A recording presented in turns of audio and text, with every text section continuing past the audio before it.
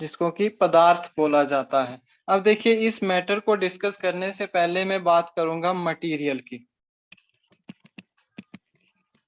अब देखिए, मटेरियल आपके पास क्या होता है। तो मटेरियल के लिए आपके पास एक लाइन यूज करूंगा कि everything is universe is made up with material. जी, आपके पास जो भी जितनी भी यूनिवर्स में चीजें बनी हुई है वो किससे बनी हुई है? मटेरियल से बनी हुई है। मटेरियल का क्या मतलब हुआ? आपके पास छोटा सा पेन है, या फिर आपके पास डस्ट है, एयर है, स्टोन है, या फिर कोई भी आपके पास चीज है, वो किससे मिलकर बनी है? वो मटेरियल से मिलकर जो है वो बनी है। अब क्या हुआ, धीरे धीरे जब आपके पास क्या हुआ, चीजें एक्सटेंड होती चली गई, तो जो आपके पास वैज्ञानिक थे उन्होंने इसी मटेरियल को नाम दे दिया मैटर। अब देखिए, मैटर के लिए आपने दो चीजें याद रखनी है। एक आपके पास आता है ऑक्यूपाइंग स्पेस, और दूसरी चीज आती है इसके अंदर की डेफिनेट मास। अब मैटर आप किसको बोलेंगे?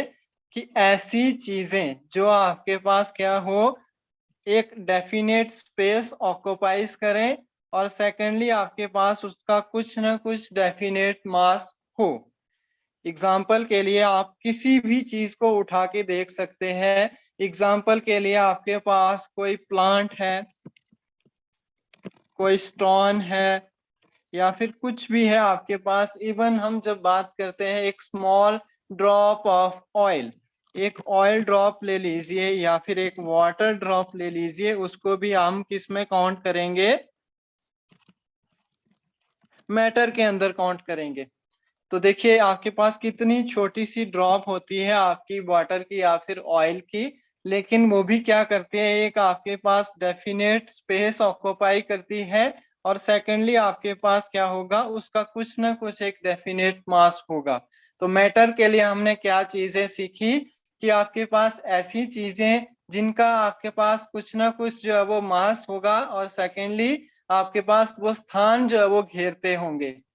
तो इतना क्लियर है सभी को? Yes sir. आफ्टर दैट, यहां तक देखिए ऑयल ड्रॉप और मैंने वाटर ड्रॉप का भी एग्जांपल दे दिया।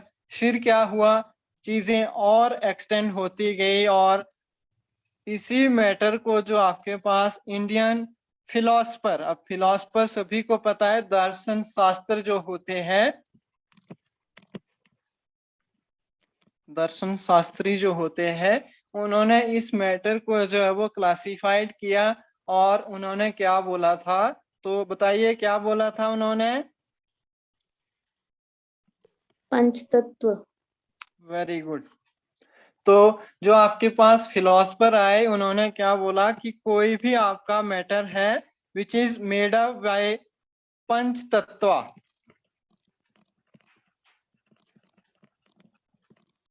इन्होंने क्या बोला कि आपके पास पंच तत्व से मिलकर जो है वो आपके पास क्या बना है? मैटर बना है।